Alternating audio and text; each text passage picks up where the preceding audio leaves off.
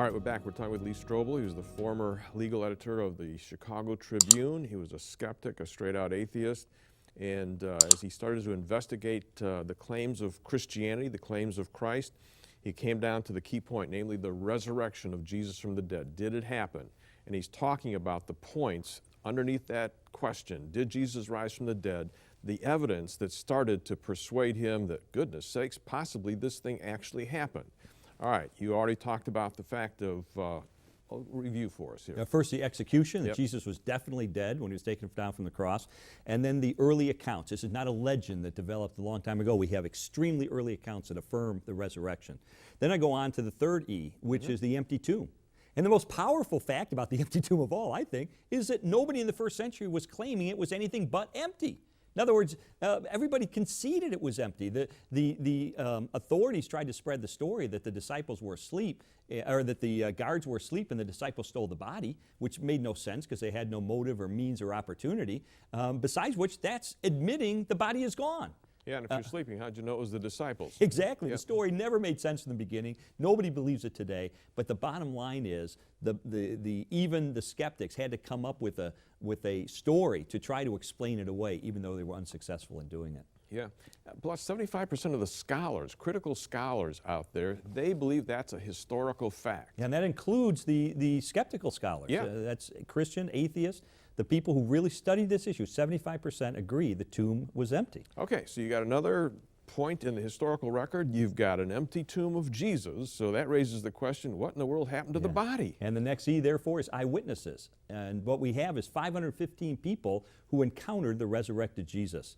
And we have Paul, talking about his own experience. We have, the earliest account that we have of all of the resurrection, which is this 1 Corinthians 15 creed that we talked about of the early church. That mentions 500 people at once encountering him. And then I love what it says. It says, oh, excuse me, by the way, a lot of these guys are still around. You don't believe me? Go talk to them. Check it out yourself. No way they would have said that if it wasn't true. Yeah, you can verify it.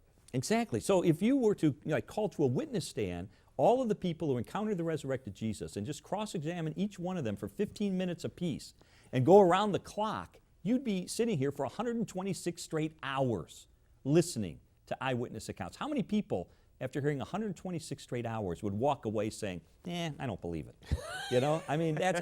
You used to sit in court and do that. Exactly. I've seen people sent to the death chamber on a fraction of this kind of evidence. So I think there's powerful evidence that Jesus was, encountered these individuals whose lives were transformed, including Saul, the persecutor of Christians, who became Paul, the great missionary. Why? Because of the resurrection. The half-brother of Jesus, James, who was a doubter of Jesus' divinity during his lifetime, becomes a leader of the local church. Why? Because 1 Corinthians 15 says he encountered the resurrected Jesus. All right. Then you have the emergence of the church. The emergence of the church. And what's amazing about that is in the very city where Jesus had been put to death, the disciples are going around a few weeks later saying, hey, he rose from the dead. Now, how do you sell that to people if they're there and they know better? Instead, what we see is the disciples appealing to the common knowledge that their audiences had. Peter got up in the very same city where Jesus had been put to death a few weeks later and looked at people. He says, you remember Jesus? He did miracles in your midst. You know that he did. And then he said, this Jesus, God raised from the dead, quote, to which we're all witnesses. Well, how did they respond? Did they say, Peter, come on, you're exaggerating, you're making this stuff up? No. History shows that on that day, 3,000 people said, Peter, we know you're telling the truth. What do we do? And they found forgiveness and grace through Jesus Christ, and the church is miraculously born in the very same city where he's put to death. How do you explain that? If this is legend, or if it's stuff that they were making up, they were exaggerating, and they were lying about. I think that's powerful stuff.